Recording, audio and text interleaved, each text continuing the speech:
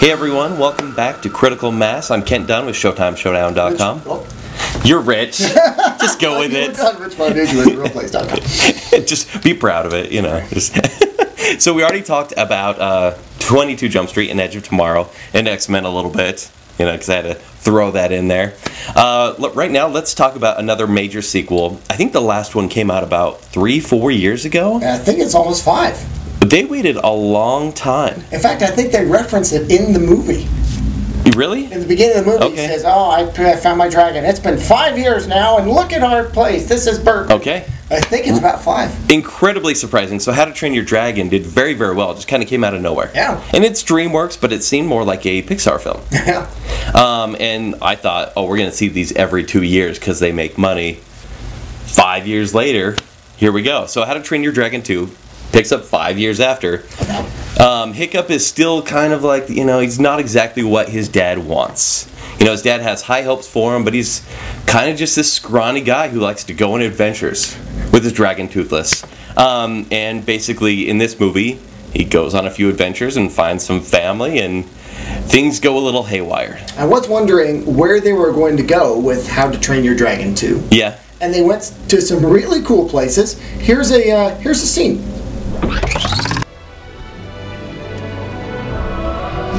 Dragons.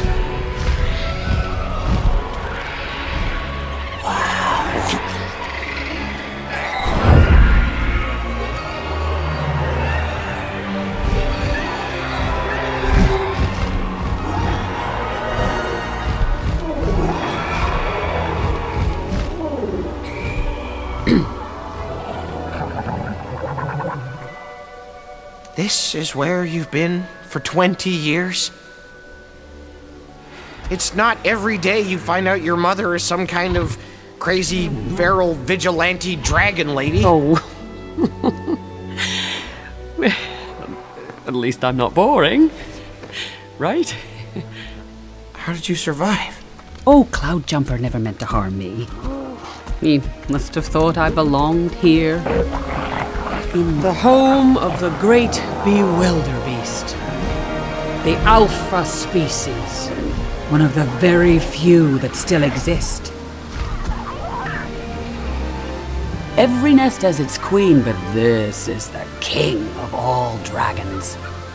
With his icy breath, this graceful giant built our nest. A safe haven for dragons everywhere. We all live under his care and his command. All but the babies, of course. Oh, listen to no one.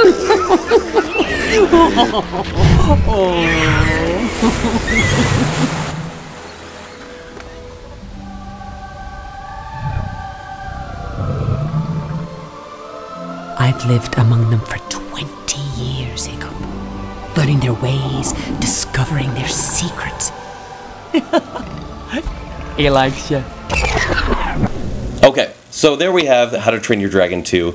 You know, I think there are a lot of expectations with this one as well. Oh, yeah. But then again, it's a kids' movie, and kids see these movies regardless. Yeah, that's true. I mean, they earn $1 billion no matter what. But for me, it was nice to see them actually put some quality into this. Mm-hmm. What'd you think? You know, we were talking earlier about trailers, how many they show before a movie. And before a kid's movie, they show a ton of trailers. Yes. And I was seeing a lot of trailers for new animated stuff coming out and going, oh boy. And, like that alien one? Home. And Earth to Echo. Yeah. Oh, jeez. And I'm like, well, I hope this is good. Wow! Is it good? Honestly, from the get-go. It's really good. Let's talk about the animation just for a moment. Okay. Even the 3D animation is good. Did you see it in 3D? Yes. Okay, I didn't. Okay, well, let me tell you, the flying sequences and when Hiccup is diving himself and all those kinds of things, they provide such a depth that for a moment I went, whoa. It That's really awesome. felt like you were far from the ground when you did that. And it wasn't used in a way like, oh, stupid things flying at you. It was just used to it seemed so much real, solid, and again, great depth. Yeah.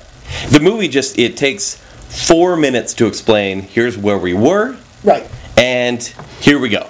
And it just immediately starts. Because we've already met the characters. We don't need to know anything more. We know how they are. We know how cute these dragons are, their different personalities. And immediately we meet his mother. And it's a very good, like I'm usually like, oh, more family? No thanks. But it's a very good move. Yeah. She's voiced by Cate Blanchett. And it's, I don't know, it's a great little family dynamic in this movie, including the dragons. Yeah. Because it's all about family and accepting your true calling and everything like that. But it worked. I mean, and I wrote this in my review, even without a story, this would still be a beautiful movie based on visuals and by sound. Did you notice the soundtrack? It's fun to watch, yeah. The soundtrack was phenomenal. You know what? Not really. Well, I normally do, but I didn't. You probably will next time you go. I'm just saying. Like I was sitting there and I was going, well, this is pretty great. Like this rivals most, superhero movie soundtracks. Really, really cool, and the story just worked for me. It didn't feel cliche at all, and even though there were two major battles, which basically take away from story, they were able to condense a lot of emotion in the few short scenes. Yeah, for me it had everything. Yeah. I mean, it was magical, it was touching, it was adventurous, it was moving in some spots. Yeah. There were some parts that might be a little heavy for kids, not scary necessarily. No. Just a serious subject matter for a moment with family and that kind of thing. Mm-hmm. But I was watching with a bunch of kids and they were just enraptured by what was going on. As were you. Yeah. Yeah, I was right there. And again, this is one of those movies that could have been done in by the expectations because they were so high. Yes. And I went in going, oh, a movie. Well, and that's the thing. I mean, but this movie would have made its money regardless. Yeah, even if they kind of to be that good. But it didn't have to be that good, but like the animation was spectacular, voice acting was spot on, and honestly, I went in kind of like, I went to a screening with lots of kids too, and I'm all, that's funny, but I wouldn't, and then all of a sudden I'm like, yeah, you just open up to it, and you kind of just go along for the ride. They give you a lot to look at, even in the background. Yes. Where characters are talking and that might be boring for some kids, they'll show some of the dragons in the background having their own little tussle or something, and meanwhile, the kids are laughing at what's going on in the background while the serious conversation is going on in the foreground, and it just gave everyone something to do. Yeah. Yeah. Really good movie. Yeah. Surprisingly, I'm actually harsh on animated movies. I don't love them. I don't love Pixar. I'm usually really harsh on DreamWorks. Okay. But this one I thought was fantastic. Yeah, I thought it was great. I hope they don't take that long to make another one. They're already planning 3 and 4. Oh, well. So we'll see. But just please do well. Yeah, just keep doing what you're doing. Kind of like 22 Jump Street was saying. Yeah. We'll just do it all over again. Well, if they do it like that, I will definitely see How to Train Your Dragon. Yeah, absolutely. And with my kids, I will be like, let's go see this movie. You guys want to go? You're going. Where usually it's like kids drag you. Yeah. But I was totally down. Now, the only thing I thought was strange about it, and not a deal breaker at all, How to Train Your Dragon 2. They're not really training them anymore, are they? It's a really bland title. It's a long title, and it kind of doesn't have too much to do with what's happening anymore. And I think people are familiar enough with the characters that can call like dragon trainers, or something. Something like that. Yeah. I would be curious to know if they're going to change the next title. They should.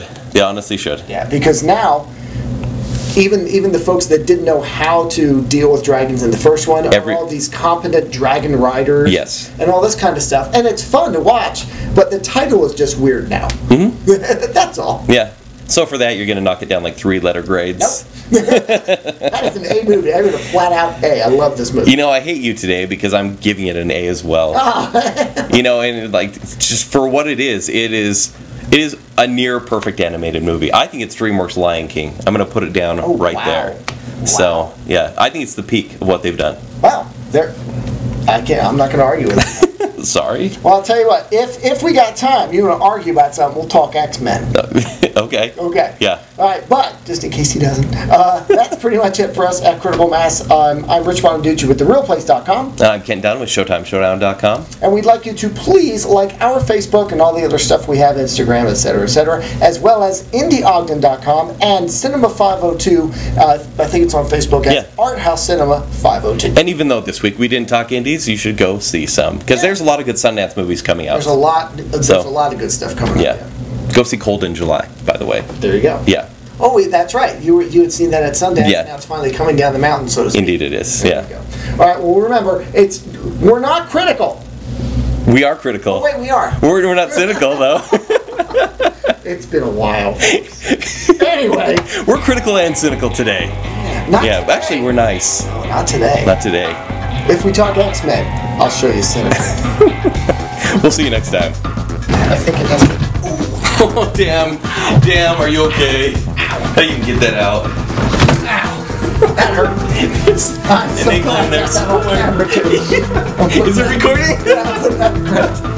That's one damn. Woo!